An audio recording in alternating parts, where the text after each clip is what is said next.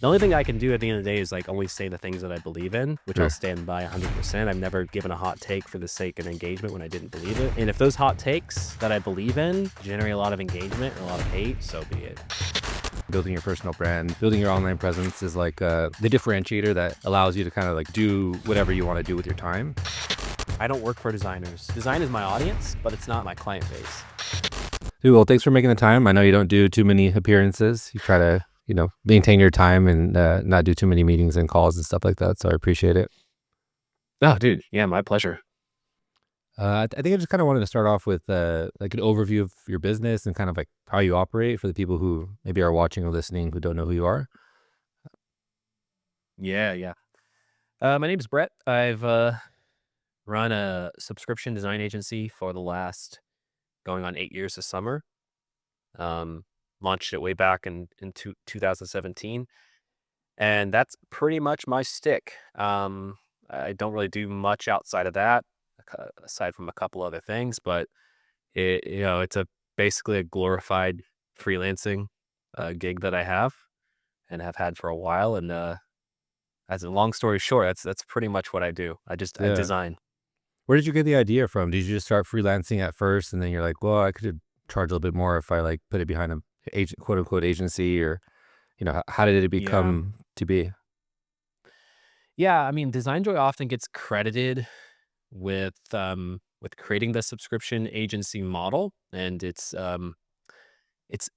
ill placed because there was another agency before DesignJoy that did it, but it was restricted to graphic design, Gotcha. and I'm not a graphic designer, not good at it, don't want to be. I'm on the website, and so I essentially jumped on the opportunity to use that model to sell what I do, and kind of just took off from there. And when you first got started, did you like, were you very specific with who your clientele was, like startup founders or early stage companies? Or was it kind of a free for all, taking anybody that you could get? No, I mean, look, if you're starting out and you don't have distribution and you want to build something, you can't really be picky with who subscribes and who Yeah. who hires you. So no, I mean, certainly like there was an ideal client that I wanted in mind, and I positioned my copy and my website around attracting those type of clientele.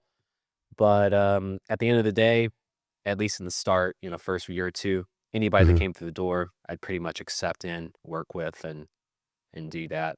Not the case anymore, but at least at the start, it was key to growing, key to get off the ground is not saying no and saying Yeah. yes to every opportunity and going from there.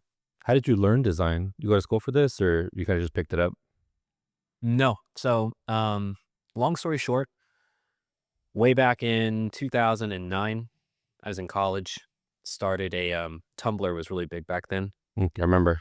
It was like when like parents infiltrated Facebook and kids kind of left to go to Snapchat, and there's like this weird in between period where we Hmm. didn't have a home, and so Tumblr like just really took off, and I just lucked out with timing, built a kind of like a inspirational, you know, image post, image blog on there that slapped quotes on top of cheesy quotes on top of images, and in order to do that, I had to learn Photoshop. So the blog grew really big, and so I was posting a lot every day, and I generated, the goal was like 100 graphics a day for several years Oh, in Photoshop. So that's where I got my start, was just basically creating those just for the purposes of generating content. Um, and got really fast at design, got really good at systems, and then, that transpired into other things, working for agencies, running big social media accounts and generating content for them. mm, So yeah, it was a mix of marketing and design, which I think has led to me to where I am today. yeah. But yeah, it was just the basic Photoshop back in the day and generating an insane amount of volume of content. And then that audience, I guess Tumblr audience is different from having like a LinkedIn audience or a Twitter audience. But were you able to translate that to anything, or it's just kind of like getting reps in? hmm No, I mean, I translated it into it. in a weird way, it's brought me to where I am today. Yeah. I definitely had it monetized, as much as I could, sold merchandise, all kinds of things. It was Nice. about 1.3 million followers, so it wasn't That's like huge. chunk change in terms of Yeah. volume. It was getting 5 or 6 thousand new followers a day, so it was a very lively platform back in the day. Generated that and ad revenue and stuff like that. But then I actually in college got plucked out by one of my affiliates that I worked with, Yeah. and hired by them. So I dropped out of college my senior year, went out to SoCal where you are, Yes. and ran a bunch of their big social media pages, including the biggest page on Facebook at the time, and generated content there. And that's where, and then we sold all those off, and then they moved me into the design department, where I was a marketing designer, and then that eventually translated to web and to product, and then here I am today. At what point did you start building like your personal brand or personal audience? I had Jack Butcher on the show. He was Mm. my first guest, and him and I Legend, both resonated with the fact, yeah, legend. Him and I both resonated with the legend. fact that like, you know, building your distribution, your own distribution, building your personal brand, building your online presence is like the differentiator that allows you to kind of like do whatever you want to do with your time or spend it more in your bucket versus how other people tell you to spend it in terms of like either you can go work in an agency and be in meetings for 8 hours a day and then grind for 4 hours at night doing client work, or you can build distribution and have different options, maybe inbound opportunities, or build a product or build a productized service like you did. So at what point in your timeline did you kind of wake up and realize, well, this template thing is working well. What's the next evolution of like that online presence, I guess? Yeah, I mean, I definitely had an online presence back in 2009, but that didn't, in my career, that was a very short period of time. After I kind of, semi-retired from that, there was a lull in my Yep. personal brand. And I hopped around different companies, really had very, boring jobs in the corporate world, doing just, mindless work. And then I launched DesignJoy in 2017, but with no personal brand. I Mm. was, very much almost anonymous, for How'd you the get your first couple of clients? years. Um, Indie hackers was the Yeah. big one.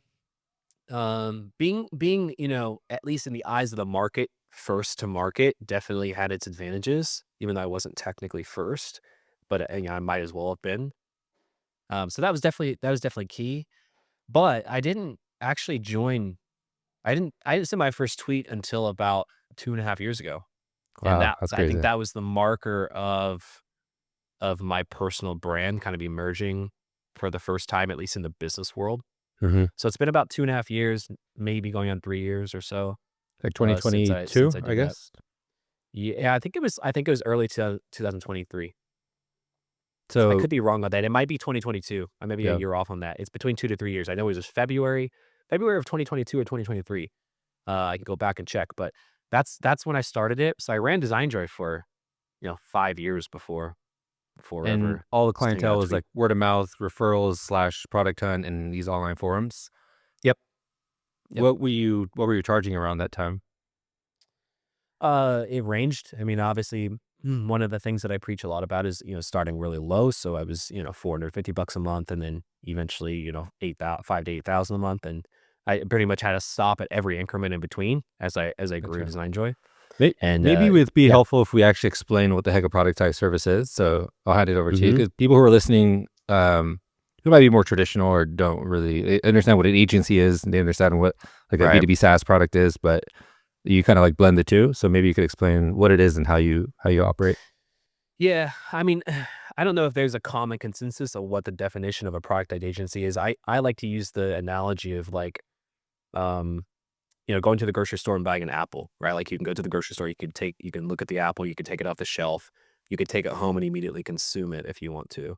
So it's essentially selling design in a similar fashion. So with DesignJoy, right, everything's, productized, meaning it's like it's sold as if it's a product. It has a set price, set parameters around what it is that you get, and a really low time to value metric to begin consuming it and deriving value out of it. So in DesignJoy's case, to break it down, is like I'm a designer. I sell design services. If you're looking for a designer, you have a lot of avenues you can go. We all know them. Um, the avenue that DesignJoy is that you subscribe, let's say you come across DesignJoy today, you subscribe to a plan similar in a similar fashion that you would subscribe to Netflix or Yeah. Amazon Prime or whatever it is that you're subscribing to.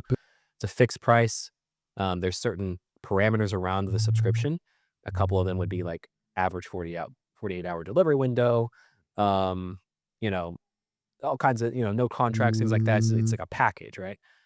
You subscribe today, you get into system today, you get requests back like tomorrow. So That's awesome. it's basically eliminating that period of time that we normally have to go through in order to derive value off of out of a designer, and making it about as accessible as you possibly can. There's definitely steps you could take to even make it more accessible, Yeah. but and you can productize pretty much anything. You can productize podcast editing, you can productize video editing. It's essentially at the day just selling it like a product, creating a package and making it accessible, and having a buy it now button versus a get in touch button or a, schedule a demo or something like that and just buy it right now. Yeah. I mean, I've seen a little bit of your content online, and you're kind of known for like not taking a ton of meetings. I think you do like discovery calls here and there, but from the time somebody signs up to like, the time they get their first delivery or of the design that they want, it's like frictionless in terms of no meetings, no back and forth. You take an intake and then you send back like a V1, or how does it work? Yeah. Yep. So that's the beauty of it. It, There's no friction along the design process. So if you submit a request, well, first off, like, again, like you're on board the very same day. There's no it- vetting, or you don't technically have to book an intro call, though that is available to you should you want to chat with me before sending me 5 grand or 8 grand or whatever it is. yeah. Most do that, but other than that, you subscribe, you input a request. I'll take whatever it is that you give me, and spin up a concept in Figma within about 48 hours. Now, there's obviously tons of questions I could be asking along the way, clarification points, getting different assets, having, forms to fill out, stuff like that. But my general style is just jump with a Figma, create a V1, send it back over to them, and have an iterative process that follows that to get that into where they want it to be quicker. Yeah. So I one shot pretty much everything in Figma. I'm not the type of designer that'll spend like 3 weeks concepting out, 18 different directions I could go, presenting them to you, hoping that one of them is right.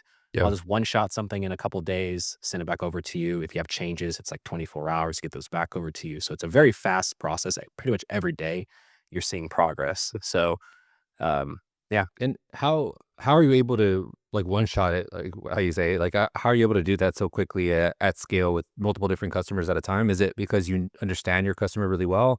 You just got really good at design. You kind of have a niche of the type of companies you work with, or like what's your Yeah. advantage, I guess?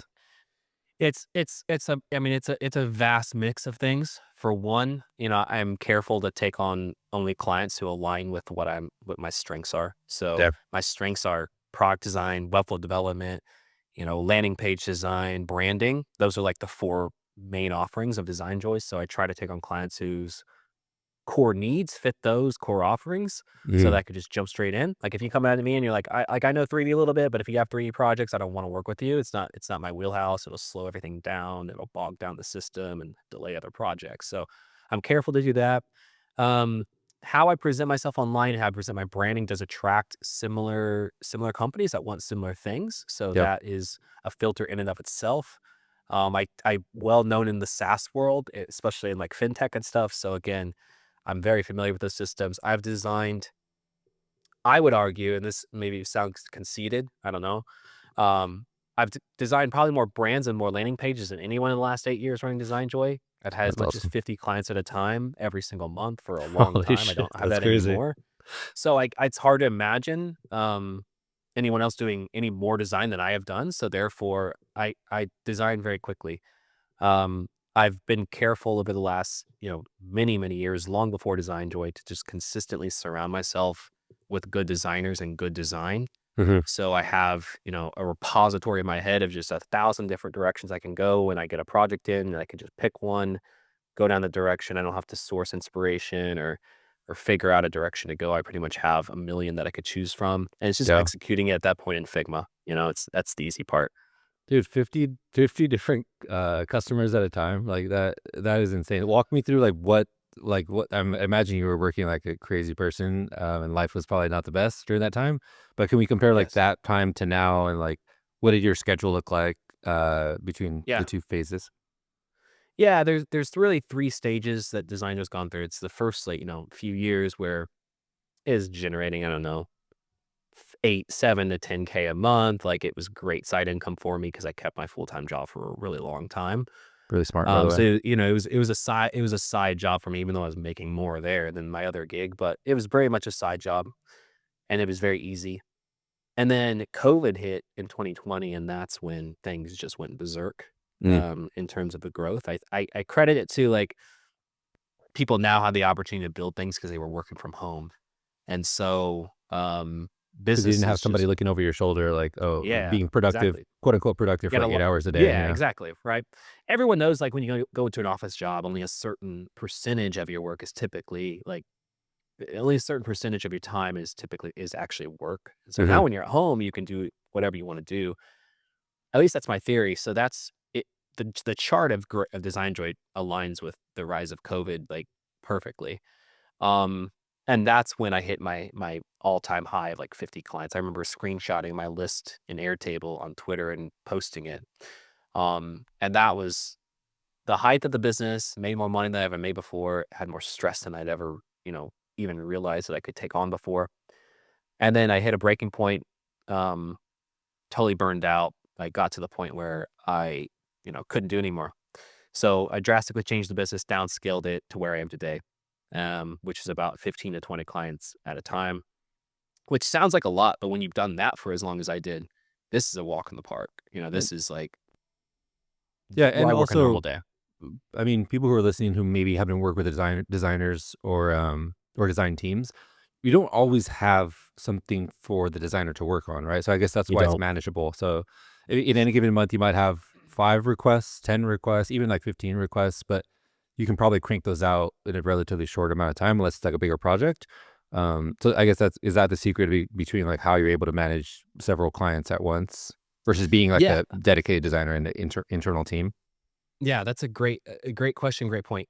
I think, I'm posed with a lot of questions, especially on X, of people having doing these calculations, right? That's like, you have this number of clients, you're only spending this number of hours per client, you're making this much money per hour. Like, how does that work out? Yep. And it's like, not everything's nuanced, especially when it comes to client work, especially when you're on, what a lot of people would classify as a retainer. Mm. Um, if you take an average set of clients, of 20 or so, yeah, there's only a certain percentage of those that are actively using you every day. It's a very small percentage if you're talking day to day Yep. activity engagement. And of those, like, a lot of them are small projects or, small pieces of projects that take me, maybe 20, 25 minutes to complete. Mm. So you break it down like that, you start to see how it's a little bit more plausible than most people make it out to be. But, again, like, my experience is tainted being that I've done this for as long as I have and taken on just an insane workload. And so what feels, lightweight to me may not feel lightweight to someone else. Yeah. And so anytime I do I tell people this, I'm like, my direction to use, like, just shoot for 5 clients and, you know, 5K a month or something like that, and just be content with that, That's Yeah. you can if I just worked on 5 clients, my hourly, I might work 1 hour a day, Wow. So, Pretty that's good how life. it kind of equates to be. Yeah, yeah, so. And I guess the number one question you get is like, how do you do it? Like, how do you manage all the clients, which we just covered? I think the second question you probably get is why not scale, or why not, hire somebody on your team and work fewer hours, or, double your ARR. How do you kind of combat, those questions? Yeah, I mean, it ultimately comes down to your goals, right? Like, I think I'm in the minority of people who aren't waking up every day figuring out how to scale and how to grow. It's not really my motivation. It's, how do I sustain this and Mm. create, like, a balance that I have that could do the things I want to do and not, be super stressed, but also make enough money to live the life I want to live. And that's what I've created with DesignJoy. And if I Yeah. were to change that tomorrow, um, a lot of people think, like, hiring employees equals less stress, but in a lot of cases, if you talk to, people, it actually works the opposite way. So, Yeah, I'm content where I am. I have run a very simple, lean business. My taxes are simple. My profit is simple to figure out. I don't have to worry about revenue ebb and flowing throughout the year and getting stressed out because I have payroll and people relying on me. I just worry about myself and do what only I can do, and then limit it to that. Yeah.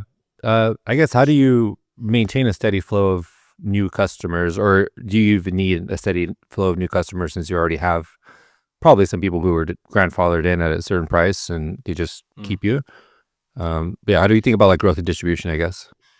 Yeah, it's a like growth is it when you're not trying to grow, but you have a fairly, large social media presence. It's a delicate balance of like generating enough interest to keep the lights on, the door open, and like making money, but not like exploding things and becoming too bloated and too big. Um, so it ebbs and flows. Like there might be a month where I have 25 clients, there might be another month where I have 12. Like it goes back and forth, and I try based on the content that I post, the meetings that I allow. Like I use Calendly I use cal.com now to do my intro call bookings. Like I use that as like a lever that I can pull one way or another to grow or to shrink the business. Yeah. So I always have my calendar's always booked out for a couple weeks. I usually do about 9 intro calls a week. Yeah. So I always have at least 18 to 20 in the pipeline at all given times. And there might be a week where I just cancel all of them, or I might be a day where I cancel the three that I have that day, or I might take all of them, and I just let that. I am fortunate enough to have that pipeline that's just there, but that's just applicable to me and my situation. It's not that most people don't have the luxury of having that lever that they can just pull, right? Yeah. Yeah, Um, exactly. but that's how I personally do it. So you have no employees, like no assistants or like junior designers working with you. Nope. So I can tell you 100% I have outsourced one project one time in my 8 years. It's That's actually wild. to a guy on Webflow. It was a Webflow project because I took Webflow off of my platform Mm. for a little while and just pushed the work over to him, a project. So that's other than that, I've done 100% of the work from day one till now. So then, what tools or software do you use? I imagine that's the only way. I've been working on a thesis that, like I kind of said, building an online presence is one of the like highest leverage things you can do with your time, especially as AI gets better and better at replacing replacing humans with productivity, creativity, or things that were previously high skilled. And so I think the only way that you're probably able to operate how you do is because of technology, right? Like the software you use, the tools that you use. If you didn't have cal.com, you'd have to hire an executive assistant Yeah. to kind of manage all this, or a salesperson. So I guess, what is your tech stack and how do you make it all work? Yeah. Yeah. There's definitely no denying that the tools I use make me more efficient. I think if you were to like map it out on a pie chart, it might be tools 20%, process 80%. Awesome. Um, So so let's yeah, I mean cover it's both it's actually then. If yeah, go ahead. yeah, I mean the tools that I use is Trello for client management, project management. That's all I use in terms of client facing tools. I use Airtable internally just to group all that together into a single list view. Yeah. Basically indicating which requests I have on my plate that day to tackle. That's what I use for project management. Obviously, Figma is the design tool. Cal.com right now is the the intro call booking agent. That's pretty much it as far as like the main Wow. tech stack. There's obviously like icon Little sets and things. stuff like that I use. Little like design related things that I use. Or like Stripe, I But guess, for that payments and stuff like that. Stripe for payments, yeah. And Webflow for my website. But again, like that once that's up, it's just up. Yeah. Update it very much. But yeah, that's pretty much it. Trello, Airtable. You could even go without Airtable, so you could just run with Trello and Stripe for payments and subscription management. But yeah, it's really like the magic is all in the process of how things are structured on that end and being like there's no meetings, so that means I'm not, an average designer working at an agency is spending, 50 to 40% of their time typically in client meetings. So At I've least, yeah. eliminated that.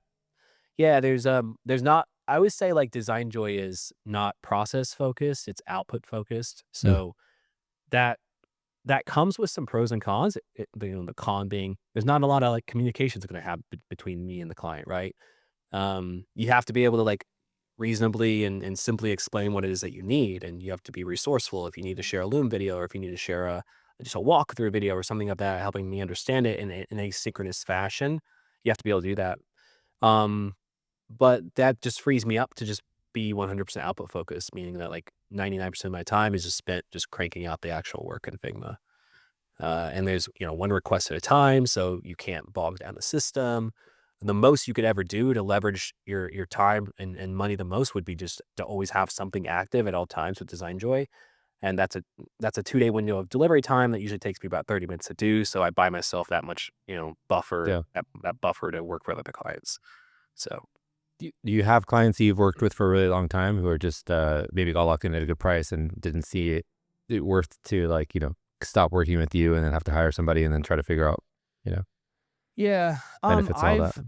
you know, if you would ask me this question like 2 months ago, I would have said, yeah, I had a few, but they have all left ever since and Which, hired internally. Laravel was one of them that was with me for many, many years. Um, Service Bell was a big one, but yeah, there's anymore. I've gotten rid of a lot of the legacy clients. Not by I don't mean get rid of. They've left and gone on to other things and hired other people. yeah, But yeah, I did that for a long time, and those clients, like just like Laravel, got a really good price, and it was a drop in the bucket for them, so they kept yeah, it, used it maybe once a month, and provided a good foundation for my business I could rely on for a while. that's awesome. So yeah, What are some of like the biggest, or what's the biggest misconception about what you do? biggest misconception, I think how much time it takes. Yeah. I think the math doesn't add up to most people. Most people can't like wrap their brain around it because I they feel, don't understand productization and they don't understand the model. They don't understand, they make all these they just look at it from like a surface level of like, "Okay, Brett works with 20 clients a month. That's insane because most people only take on like 1 to 2 freelancing clients a month. Who's paying $5,000 a month for that?" Um, so yeah, it's kind of two misconceptions. Is like 5,000 is a lot, which it's not to most companies, yeah, and that you can actually do a whole lot more than you think you can do with this model. If I were doing like if I was freelancing in the traditional sense, 20 clients would be way overboard. Like I couldn't yeah. even fathom it, right? But like Yeah, under because that's this at least model, 20 it makes calls it a week, entirely possible. at least 20 calls Yes. a week, plus Well, like back and at forths, least, 20 yes. different Slack channels, 20 different email, like key points of contact. Deadlines, yeah. Yep. Yeah, it's so everyone looks through it through that lens, but unless you've run a practice agency or know it intimately and how it actually translates on the back end, it doesn't make sense to you. So I don't waste too much energy trying to fight that battle like I used to way back in the day. I mean, I still get the people calling it a scam or the people, saying I'm inflating numbers and stuff like that. And I used to battle it and try to refute it and share Stripe screenshots and stuff. But I mean, that's been going on for 8 years. Eventually, Yeah. at the point, you got to just go move on and live your life and do the work and repeat. Yeah. That's what I was going to ask you is like, you seem like a really nice guy. You work really hard. Um, and you make an honest living, but it seems like you get a lot of haters online, especially on X. I mean, X for some reason has a lot of great to it, but it also does attract a lot of negativity, especially people hiding behind not their actual face. They have like different images as their face. So, like, any Yeah. other advice for people who might be going through it? Look, I mean, X is, I've said this before, like, X is a game for me. I come from the social media world of Yeah. building big followings and building big channels, and I understand the game really well. I've chosen a certain strategy on Twitter that might rub people the wrong way in some ways, but for me it works. I don't blame people for having some sort of animosity towards me. I think I bring a lot of that on by a lot of things that I say that are very contrarian, controversial, hot takes, like stuff like that.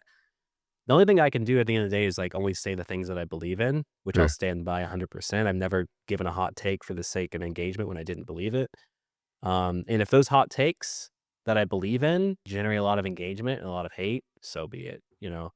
Um, yeah, I get a lot of is a pretty controversial figure on X to say the least, but I enjoy it.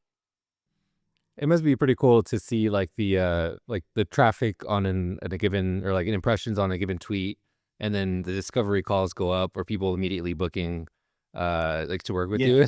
Like that's really awesome Dude. to see. Like, oh shit, like you have this like, tweet going off, you're just doing numbers, then you wake up one day, and you're like, oh, 10K more in Mhm. bookings that I just woke up to after like that. Yeah, I mean, It's a like, beautiful I thing, had a you know. big tweet last night, and I woke up, I'm releasing a hat soon, and, like, Sick. my wait list for the hat was just, like it was my inbox was full of people signing up for it.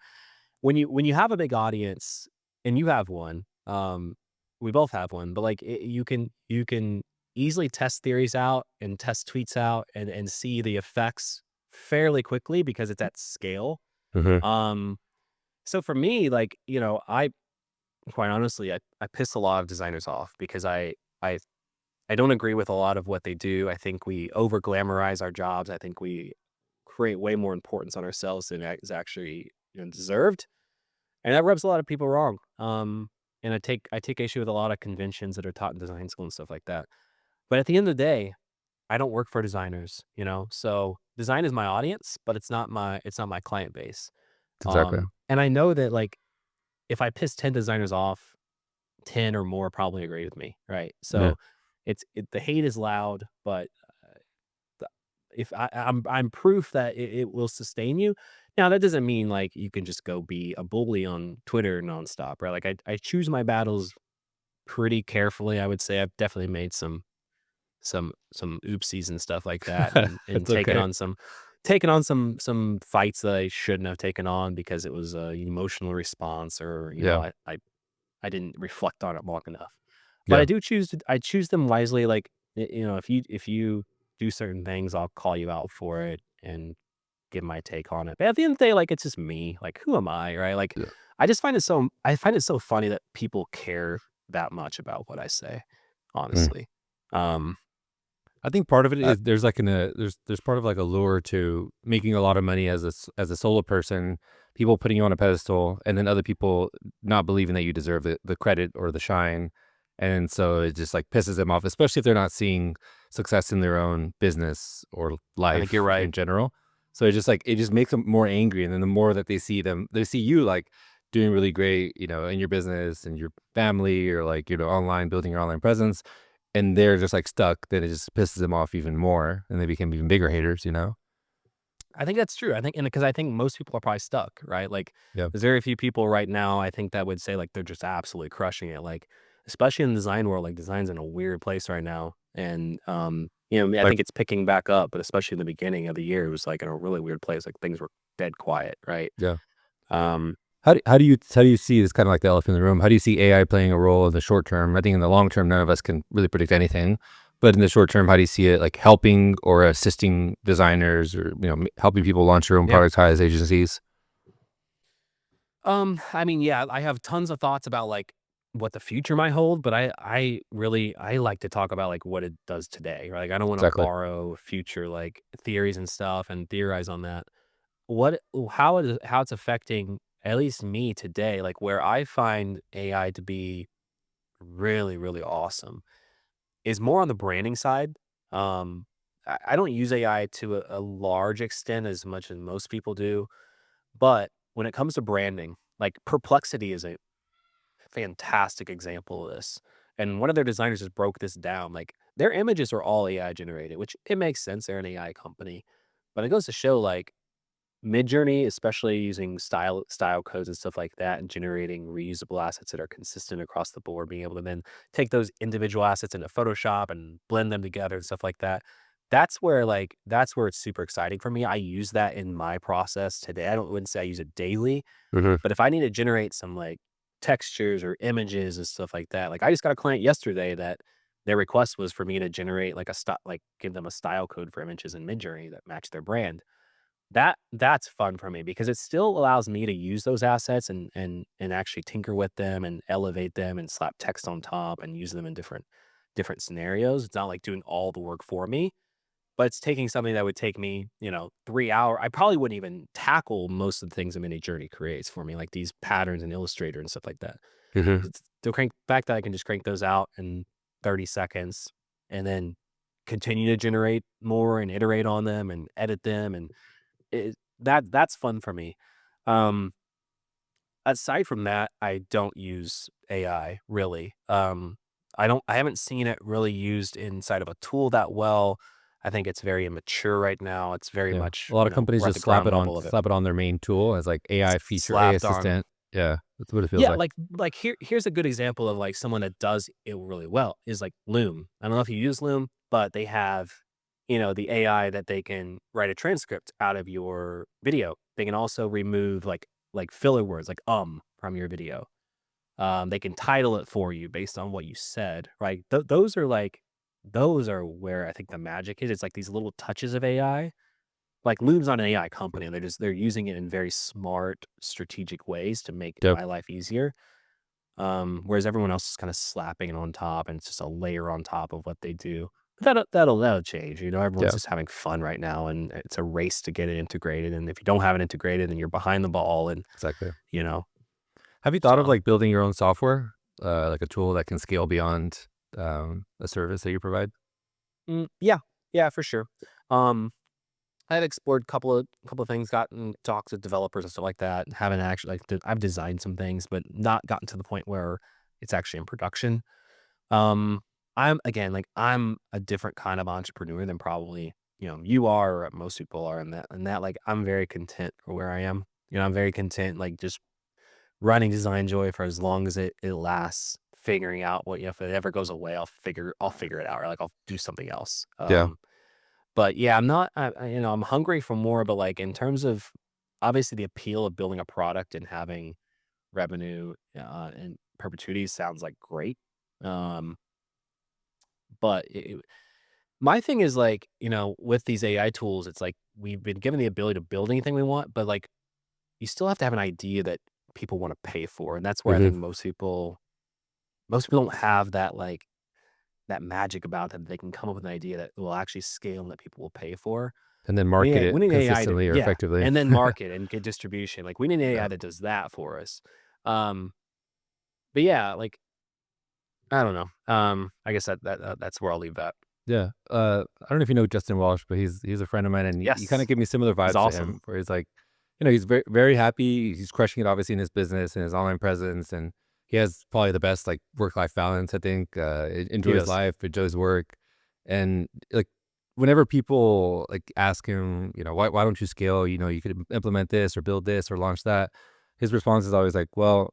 But then that's gonna, change my life. Like I'm happy with how my life is, and I love like the life that I live, the routine that I live. So that doesn't really fit into my goal. And I think like especially when you're kind of like hot online and you have like momentum and you have distribution, you have so many inbound opportunities. It can be really easy for people to just start saying yes to too many things and then not really have like the end goal in mind of like why the heck am I doing this anyways? Yeah. Yeah, and I think that's almost a prerequisite to having the mentality of like, I know when enough is enough and I don't need to go further. Like you do in a certain instance, like you have to have Mm. abundance of resources, and abundance of finances. Like it's a luxury really to be able to do that because I know when I started Design Joy early on, and I don't know how I've spoken to Justin over Zoom. Like he's a great guy. I don't know what his beginning stages were like, but I venture to guess like in the beginning, we both were like saying yes to a lot of opportunities. And then you get to the point in your career where you have two options. You can either like just stop and be content and find sustainability in that, or you can like raise a bunch of money, hire a team, Doesn't complicate your sound fun. life. Like, Yeah. and that's where 99% of people go. Yeah. 99.9% of go that way route. But there's certain people, I don't know if it's a personality thing or whatnot, but, like, I'm very content with where I am, and, Yeah. it's not sexy anymore what I do, like, it was back when it was hot on Twitter a couple years ago, and now it's like, it's a productized agency, so what? But, Yeah. it pays the bills, I enjoy doing it, um, And it works I for like your teaching lifestyle, other which people. is probably the most It important works. thing. Yeah, it works for my lifestyle, it makes me, the money that I need to make. I don't have to worry about clients, I don't have to worry about, going to do a 9 to 5 job, so yeah, it's not sexy, but it's like it works for me and it's like a huge blessing. So I don't Yeah. I don't have the desire to turn it into anything bigger. Take on more stress. It's great. I respect that. What does like an average day So look like for you today? Just given that you have very few meetings, like let's break it down from the time you wake up to the time you go to sleep. Yeah, so a typical day is I'm a late riser, get up, shower, usually, eat breakfast. Don't usually start working till about 9:30, 10 o'clock, and then I'll end the day. Now I've had a lot of distractions because like, I'm doing a show with Dan Petty and stuff like that, but, like, Hmm. before that, it was just client work, like, I was ending at about 3 o'clock, so I would just sit at my desk, What's the to show? work for a good. Can you share a little bit more about that? Yeah, so there's a show called This Week in Design on Twitter. Is Hunter hosted by Hunter Hammond and Tommy, Yep. Tom the designer, and, I've been on it a couple times. It was a really cool idea to have a live show on Twitter, just basically just hanging out, talking about all the things happening on design Twitter that week. And then they shifted to AI, and the rebranding and stuff like that. So I was like, well, I really enjoyed like sitting there watching just a couple of folks just that I like just sit there and shoot the bull around, around design and things happening. So, Dan and I got to talking, thought we'd create something. It's called Redesigned. Hmm. So it's a show that'll happen every Wednesday live on X and on YouTube that will just sit there, talk about things that happened, chat with the community, take questions, things like that. So it's like a chill show you can put on in the background while you work, if you're in design and you haven't, totally abandoned it for the sake of AI, right? Yeah. Like I hope there's a lot of us out there that are still keeping a pulse on AI, but realizing, like, today we are designers, that's what we do, so, That's it's still cool. important to talk about it, there's a lot happening, so it's just a chill show that we'll do every week with Dan. Sick. I'll tune in. So sweet. So let's Um, finish going through your day. So you wake up, you start work around 9. yep, start work around 9, yeah, like I said, like, a normal day, I'll work till, like, 3 o'clock in the afternoon, I have, 3 kids, so, after that, log off usually, and, like, playing video games, hanging out with them, um we have different traditions throughout the week and stuff like that. But yeah, it's a pretty like about as chill of a schedule as you could imagine. We're not travelers and stuff like that, so we just stay pretty much in the house and entertain ourselves that way. But Yeah. that's it. Yeah, and then I like I said, Tuesdays, Wednesdays, and Thursdays I have 3 intro calls that I do that are 15 minutes each. So that kind of interrupts work a little bit. But other Yeah. than that, that's the extent of my day. Are people like baffled when you tell them? Like, I feel pretty shocked right now, and I'm like exposed to this stuff all the time, or different businesses. But are people like baffled when you tell them you make what $1 million or more a year on track to do that, and then you work, I don't know, 5 or 6 hours a day and not super stressed, and have a good relationship with your family? I think most people would associate like make a shit ton of money, work a shit ton, and usually, Yeah. quality of life is like low or bad relationships with Yeah. immediate loved ones, Well, I mean, and that to be fair, like, that was me, Hmm. 4 years ago, so I sympathize and can see that. Um, yeah, I mean, like, it's such a conflicting thing to say to most people, like, it just like I said, it doesn't compute in most people's minds that you can make a lot of money, work very little. You're actually still, like, I have a service business, like, it's not like a SaaS where Yeah, I just make money in autopilot. my sleep, like, I'm having if I don't do the work, I don't get paid, like, Yeah. everything's tied to money and it's tied to time, so, like, that just doesn't compute, like, I don't even normally I don't even pose things like that in a way because it's not gonna land and make sense to people, but again, like, a lot of it's the model, a lot of it's, like, restrictions that I've set around how I work and ho who I work with, but, and also just getting really good at your craft and getting really efficient, setting up good systems for it, right? Yeah, exactly. So, Like a yeah. junior designer would have a really hard time doing what you do unless they are very niche in terms of like the service that they provide. Like I only do flyers, or I Mm, only do what mm. X, Y, and Z or whatever. They would. I mean, that's why, like, in my educational product that I have, like, again, the goal isn't like I don't tell people, "Hey, you can make $1 million doing this." It's like, "No, you can take on 5 clients and make X, dollars a month and work this little and maintain really good relationships with your clients because you're not spreading your time over across, 20 to 30 different clients so you can retain them longer and keep them around and keep them paying. Because like that's the vision that I project out because I don't want people to have to go through what I went through to get to the point where I can take on 20 clients, only work, 4 or 5 hours a day. Yeah. Instead, like, there's no shortcut to that. It's like you can just like even if you're a really good, efficient designer, I don't believe that you could just start that tomorrow and that would be your life. make you have to go through years of figuring it out and trial and error and cutting things in and picking things out. So yeah, I'm careful with what I project out because I don't want to just make it seem as if anybody can do what I do, right? Like Yeah. I've been careful not to say that, um, but you can do it to a certain scale, right? And that's good enough for most people. Yeah. I mean, you could do more stories So or like share more threads or stories on like I've been designing now for X amount of years. Here's like a look back of my career this far and the evolution. I think that'll probably maybe not shut the haters up, but like have them respect you a little bit more because they will see that you actually like did the work versus just woke up one day and came up with this cool idea and it popped off. You know? yeah, I think, and that's why I say yes to some of these podcasts, like you invited me on. Is like X is you know it, it's a lot of engagement farming. It's a lot of hot takes. It's a lot of just like really dissolve or diluted viewpoints. Yep.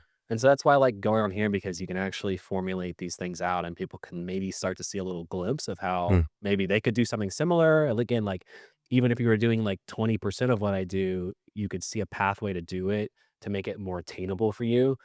And it gives you maybe just the push to go do it. Cause I'm a firm believer in like anyone can do this. Like anyone, as long as you're good at what you do and you stick to what you do, like this is like it's just like freelancing, right? It's like a Yeah. different way of freelancing in terms of like instead of having to price projects out and go get clients, like you set up a website, you set up a package, you set up a price, you set up what you do and what you don't do. And that is your funnel for freelancing. And so I think that this is the future of freelancing, at least part of it. Hmm. And a lot of people get tied down to like, oh, it's an agency, it's a studio. It is because it's easier to communicate that to clients in that Yeah. way. But at the end of the day, it's just a freelance structure. That's all it really is. What are some examples that you think are very low lift or people can implement like a productized service or productized agency today? You said like the podcast editing. That's a cool one. I didn't think about that. Yeah. I had a talk with the founder of Morning Brew. Hmm. Yeah. I had a talk with him not that long ago, and he was like, I want to create a copywriting, productized agency. And of course he Oh, does it. And Alex, it's right? like, yeah, Alex. And so now it's just like it's ginormous, and that's what he does. Copywriting is copywriting is huge, whether it's technical copywriting or just like copywriting for landing pages or ads or stuff like that. Mm. I've long said that is that's a huge thing that people could take on. And again, it's like it's not even like maybe you may not even be a copywriter, but you know someone who is, right? Like you can set the whole thing up and hire them to do it and partner with them. Like that's what you do. Copywriting, webflow development, Framer is like all the talk right now. Framer is huge. Like even, I think it's a little bit early to like create something around lovable, but like there's certainly going to be all kinds of lovable and V0 and all these products and agencies popping up. Hmm. So yeah, the list goes on and on and on. Like podcast editing is a huge one. Video editing for like short form video content, Yep. massive opportunity. So yeah, just go on and on and on. But yeah. So I guess you probably have this in the course that you put out there, but like, what would be like the couple of steps that somebody would take to launch their own productized agency or advice that you'd give them?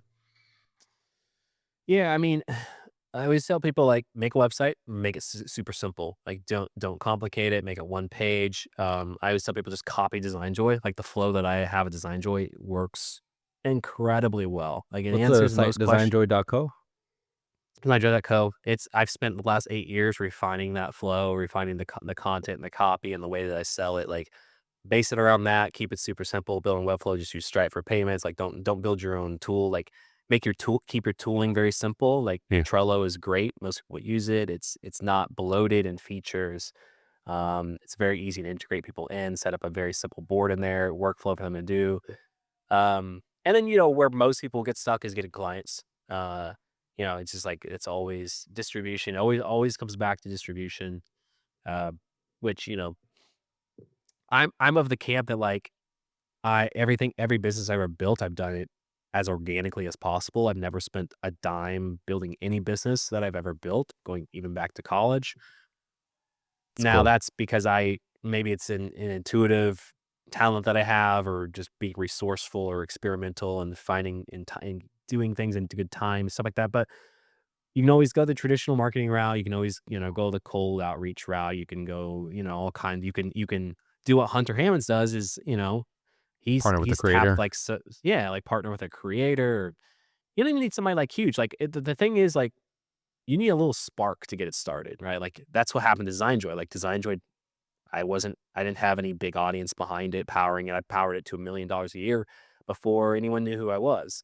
So, but you need that spark to get the fire ignited, and then at that point, like hopefully it just takes care of itself and word spreads and things like that. Like that's how these things sort of happen in a sort of a viral storm kind of way. Yeah. Um, but yeah, I would say ultimately keep things simple, reduce time to value. So like don't require meetings, don't make them wait, 3 months and have, 3 or 4 meetings required to get on board. To like cut that time down as much as humanly possible so they can get in and start experiencing it. And then also price yourself really low because again, most people you work with, this will be their very first time utilizing a service in this nature. So Hmm. reduce that risk down as much as possible for them to try it out. You can always increase prices later. So demand-based pricing, like make your price match your demand and increase that until you get to a point where you're very comfortable with what you offer versus what they pay. Um, so Yeah, and try to that's build a distribution lot of machine. things. No, that's great though. Distribution machine, yeah. I mean, you can do without a distribution machine, but once you have a distribution machine, you're like you've won the game, right? Yeah, So exactly. Yeah, because then you can increase your prices or be more selective on the clients that you take. You can, be more specific with the type of product or service that you provide versus having to do everything just because the money's in front of you. yeah, I mean, you can do anything. Like once you have a distribution machine, you can pretty much do anything. You can experiment with like what I'm doing, selling hats, or you can build a Sick. separate a side product, or if you don't really want to just like the possibilities are endless. You get feedback on that idea or business like instantly. You can see if it's working or not. Yeah, it's like the ultimate thing to have would be a distribution channel, but it's oftentimes probably the hardest thing for people to get to do, and realistically, only a relatively small percentage of people ever will. Yeah. And sometimes people are good about building the distribution in the short term, but it's not like long-term brand value. Like, like you grew a 10 million TikTok following, but that doesn't really translate to like growing a B2B product or whatever Right. you want to do, you know? Yeah, or it's tied too heavily to, like, one particular topic or business, and, like, Exactly. that's why I don't sit there and talk about DesignJoy nonstop. Like, I rarely mention DesignJoy anymore. It's like I don't wanna be known as, like, that's just the guy, like, it's DesignJoy guy, right? Yeah, one Um, trick pony. so yeah. Yep. Uh, last two questions. Do you have any interesting hobbies or obsessions that it seems like you have some free time, which is nice. Any interesting things that you do? Interesting things I do. No, I'm a pretty boring guy. Like I said, like, I play a lot of video games. I really, really enjoy, like, that world. I collect Pokemon cards, funny enough. Sick. Um, what else do I do? Yeah, I, like, take my daughters to a lot like, card shows every month, so like that around here, so it's fun. Um, any other than that, no, I mean, pretty much just, like I'm a family guy, so we just kinda do everything together. I'm not like I don't go off and do things myself quite a bit, so, no, I'm a pretty boring person, really. Hey man, it's your life. Live however you want, whatever makes you happy, and it's cool to see. Yeah. It's a nice contrast from like the hustle and bustle of the entrepreneurship X or feed and Oh, like, where you have to rent an apartment in San Francisco, and all 8 founders have to be in there sleeping on the floor, and, like and you're yeah, traveling to Bali the next week and, exactly. Or sitting you're around running and like eat, yeah. three side hustles at once, and you run No, that's this not one at me. yeah. I'm a guy that just, like, accidentally fell into a pretty popular business, but I'm a very average, normal person at heart, right? Like, I'm a Love very that. quiet person, I just keep to myself, but, like, I have a loud online presence for some reason, so Well, it doesn't match or contrast well with my how I am behind the scenes, it's but good for business, man. So it works. yeah. Last question for you. So, like, what's next for you? What's next for Design Joy? Anything you're working towards, or big goals you wanna hit? What's next for me? So no, I'm not a goal setter. I don't Hmm. have like visions for the future. I live day by day. I've always, like I said earlier, run Design Joy for as long as I can. There are certain businesses that I'm toying around with launching that are I think the follow up to Design Joy, like reducing that time to value even further, like taking that to the ultimate level, kind of like the end game of it. but I know when I do that, it'll cannibalize DesignJoy. So I plan to launch something within the next, month or two, but only have it live for a week and then delete it Yeah, after that. So that'll be like my next cool like social experiment. Um, I was in Build Wars a couple weeks ago against Lovable. Um, Fortunately, that's was awesome. enough to take home the trophy there. So I'm launching a hat that's actually collab with Creative Department, so that'll be made by humans. A reference to that Is that the hat competition. that you're wearing? No, no, it'll be so I don't know if you happen to catch that anywhere on Twitter or saw it around, but I went up against Lovable in an AI battle where I built a site manually in Webflow, Mm. and they did it in Lovable, What were and I ended up the winning. yeah, what were What? the requirements? Like, set amount of time, the quality of the product, the votes of people saying that they love this one or this one. How did you guys, Yeah, like, I mean, map it it was out? pretty. It was a pretty robust structure. So again, like the This Week in Design crew, Hunter Hammonds and Tommy both hosted it, set it all up, constructed all the rules and stuff like that, and gave a mood board and we received a prompt an hour before the competition, so you couldn't like really prepare Cheat. much. Yeah. But the deciding factors were 3 judge votes and then an audience vote. So there was a poll on Twitter after that, and it got a lot of attention. I think it ended up with like 300,000 views on Twitter, and there was other Wow. streams of it. So I think it probably came close to about 1 million impressions, which is just crazy for anything related to design Yeah. or development in this day and age, no matter who you're talking about. Um, and What was Lovable the had like their best days ever in terms of user signups, which is great for them, right? Like they were my enemy, but it was great. What was that? what was the response you were getting from real designers? I'd imagine, like, you're repping for them, so you probably got, like, some love or, like, Oh, overturning some dude, haters. the the pressure that I felt, like, I didn't when I posed the challenge to Henrik at the start, like, I genuinely didn't expect him to accept the invitation to do a challenge, and I certainly didn't have the vision to, like, make it as big as it was and hosted by, like, other people and stuff, like, but there was a lot of pressure because I was representing Webflow and I'm not sponsored by Webflow, but like I find myself on a call with the Webflow CEO and Oh, we're like shit. going over the new AI tools and I'm getting messages from people on the Webflow customer support team when I send a ticket in. I'm I have a lot riding on this because I sell myself as a designer. I sell myself as a Webflow expert, but then I'm going against up like a brand new AI tool that was just released like a few months ago. Like I should win, right? Yeah. But at the same time, like, I'm building everything from scratch, which have you ever used Webflow before? No. I tried one time and Okay. it was too confusing, honestly. So it's not like it I'll say it this way, like, it's not the easiest tool to use. Like, you're Yeah. literally dragging every single div block in and styling it and setting up flex boxes and stuff like that, whereas, like, Lovable, they just went to 21st Dev, grabbed a component, copied the prompt, put it in Lovable, and it inserted it within like 20 seconds. So he had this like robot that moved its head with your cursor movement and stuff in a matter of just seconds, right? And I'm still sitting there styling the background in my first hero section. And Um, you had, like, maybe 2 things on your screen that you're working on, that you could see what they're like, the progress they were making too, or I didn't even see the stream. No, I didn't oh, see the okay, that's stream. I good. didn't know how much time I I had would've left. been so stressed out. But I was listening and I was like, they were like, "Oh, wow, look at that robot." I'm like, "Oh, shoot, dude." Like I'm sitting here trying to get just the simplest thing to work. Um, it was I think most people don't understand the pressure that you're under when you have 40,000 people concurrently watching you build something in scratch and that much pressure. Yep. Um, but also like the fact that like little things like Lovable, not to harp on them too much, but they didn't follow a lot of the rules or Mm. I shouldn't say rules. They didn't follow a lot of the prompts. Like they didn't use any of the copy provided. They didn't have the 2 required things that were required, which would either be like a multi-step form or a newsletter sign up. Like they didn't have time to do that. Mm. I had all that stuff. I was literally like hand typing the text in because a lot of it was in all caps. Like I spent Mm. my 45 minutes hand typing text in. I went into my forms, set the required state, set the label so that the database could properly read them and you know which input. So I did all this stuff where like I should have been smoked, right? Like Yeah. I should have been absolutely smoked, but I ended up with the 3 judge votes and I think an 84% popular vote, which I was shocked by because I thought Yeah. the AI community would totally overrun that.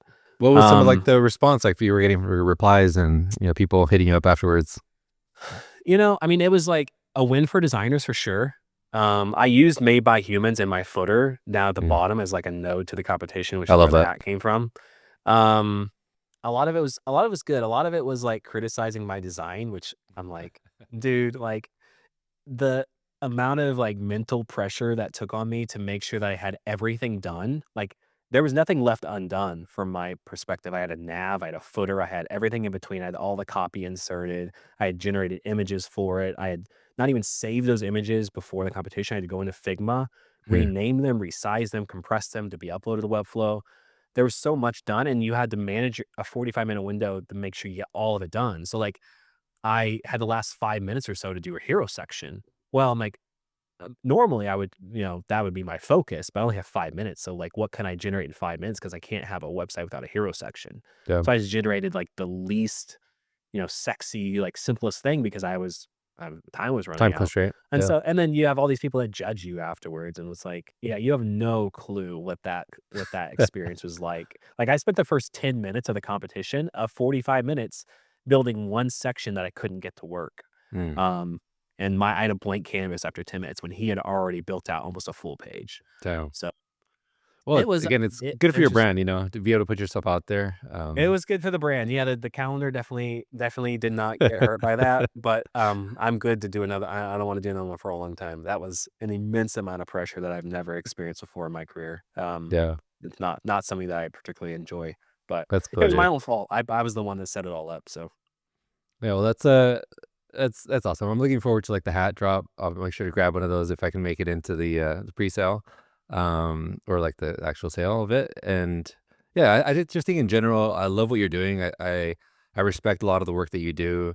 I love your the pace of life that you work at. You don't try to at this point in life. You don't try to stress yourself out by taking on more than you can handle. I love that you're like a family guy. I love that you're obsessed with your craft. So just wanted to like, tip my hat to you and say like keep doing what you do. appreciate that, man.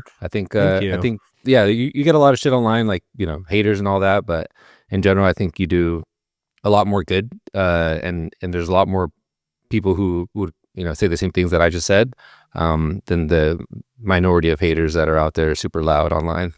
So I like to believe that. I hope that's true. I like to believe that's true, but I appreciate that, and I appreciate you having me on here, and good luck with the podcast. This is what, your 4th episode? yeah, we just had Isaac French. He's does some really cool stuff with like building a mini resort and sold it for $7 million. So I think this is fifth one. So yeah, Ooh, wow, that's amazing. Good yeah. luck to you, man. Thank you, dude. Appreciate it. Appreciate it.